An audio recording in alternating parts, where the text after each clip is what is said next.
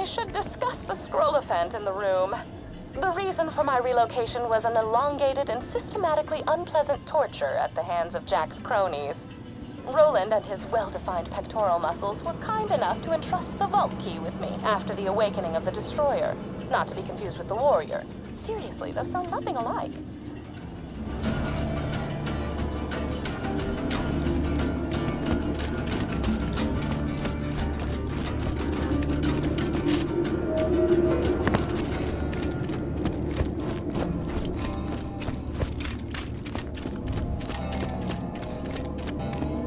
Oh, right, torture.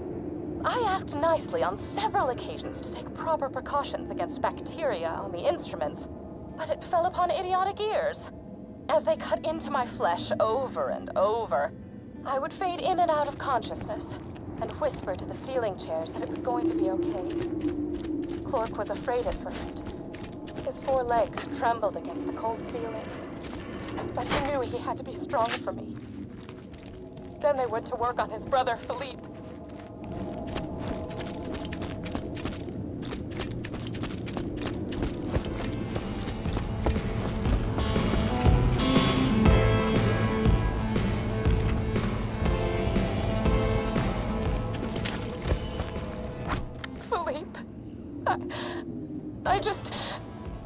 Philippe was so brave.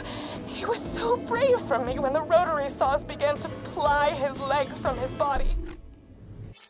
Clark cried out for his brother, even when one of the torturers inadvertently sat on him and muffled his cries.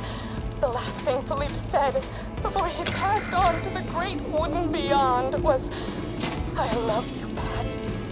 I love you." And then he was gone.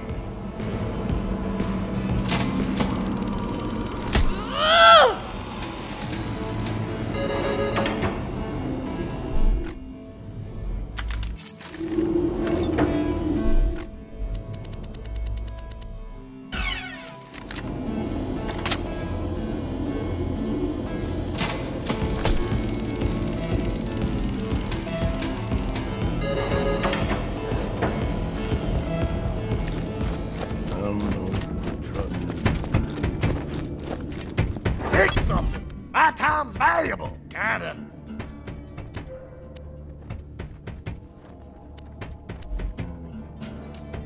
Anybody ask? You found that.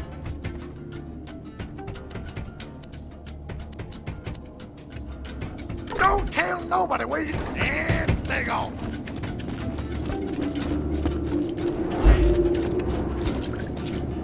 Anybody got some apple cider? I remember times before, Jack. Better times. When you get killed this game. It's lonely here in Sanctuary.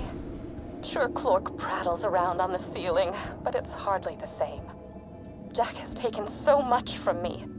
Jack has taken the only happiness I've ever had in his asinine quest for the warrior and more power. Revenge is as pointless as music, but on this occasion, I will allow myself the revenge.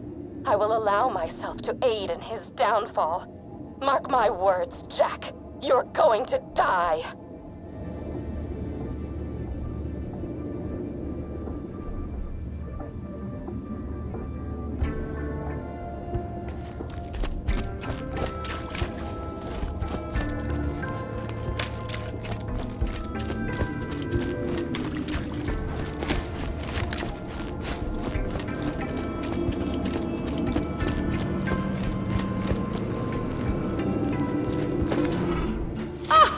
Chronicles of my torture. I shall warm up some cold cocoa and listen to these again. Do you have a progress update?